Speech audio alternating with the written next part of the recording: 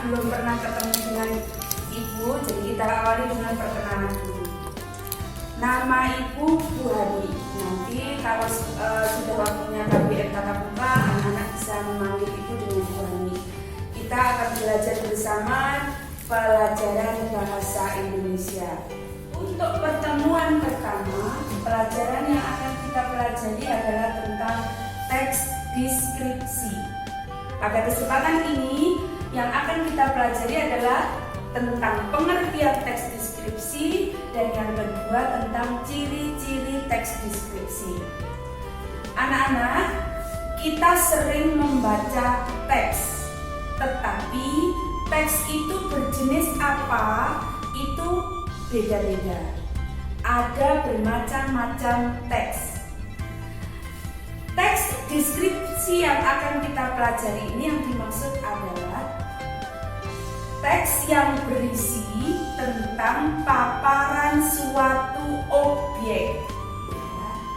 Teks yang berisi paparan suatu objek. Objeknya apa? Bisa berupa benda, bisa berupa manusia, bisa berupa satu kejadian.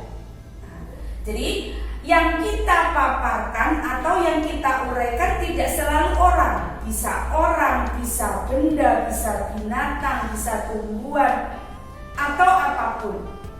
Ya, jadi saya ulangi, yang dimaksud dengan teks deskripsi adalah teks atau tulisan yang berisi paparan atau uraian tentang suatu objek. Paparan tentang suatu objek ini ada spesialnya, ada khususnya. Yang dimaksud dengan teks deskripsi itu objeknya diapakan? Dipaparkan, diuraikan secara terperinci sesuai dengan sudut pandang penulis. Jadi ada bedanya di sini. Yang dimaksud dengan teks deskripsi memaparkan suatu objek, tapi objeknya dipaparkan berdasarkan sudut pandang penulis atau berdasarkan pendapat penulis. Misal kita akan memaparkan satu meja, bendanya berupa meja, kita paparkan meja itu seperti apa secara terperinci berdasarkan pendapat penulis. Ya, itu yang dimaksud dengan teks deskripsi. Misal kita habis mengunjungi WBL, kita deskripsikan, kita paparkan WBL itu berdasarkan pendapat kita. Misal kita masuk ke SMP 1 Paciran, kita jelaskan SMP 1 Paciran itu berdasarkan pendapat kita. Ini yang dimaksud dengan teks deskripsi. Selanjutnya yang kedua, ciri-ciri teks deskripsi. Ciri teks deskripsi bisa dilihat dari 4 hal. Yang pertama, dilihat dari tujuan. Teks deskripsi ini tujuannya adalah menggambarkan secara terperinci, menggambarkan objek secara terperinci. Jadi ketika kita membaca satu teks, tetapi teks itu tidak dipaparkan secara terperinci, berarti kemungkinan itu bukan teks deskripsi. Yang kedua, teks deskripsi itu bisa kita lihat dari objek yang dipaparkan. Maksudnya bagaimana? Di dalam teks deskripsi, objek yang dipaparkan tidak sembarang objek. Harus objek yang mempunyai sifat khusus. Misal, kita akan memaparkan tentang snack atau tentang roti. Mengapa harus roti yang kita paparkan? Karena roti itu punya ciri khusus, punya rasa spesial.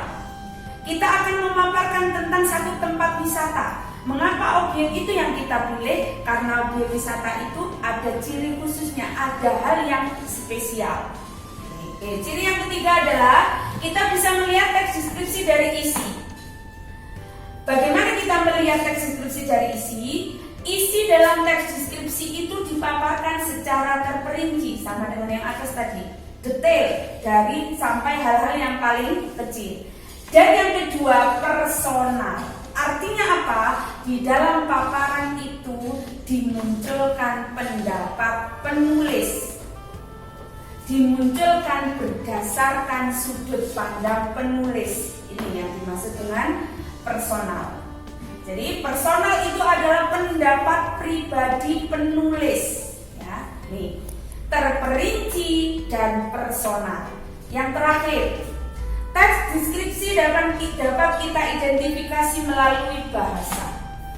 Di antaranya, di dalam teks deskripsi menggunakan kata khusus, menggunakan kalimat rinci, menggunakan sinonim.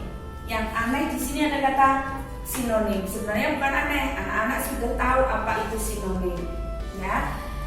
Kaitannya dengan bahasa, ciri teks deskripsi dalam yang dilihat dari segi bahasa, Bu Ani tidak menjelaskan secara detail di sini. Nanti kita akan pelajari secara detail di bagian kebahasaan teks deskripsi. Ya.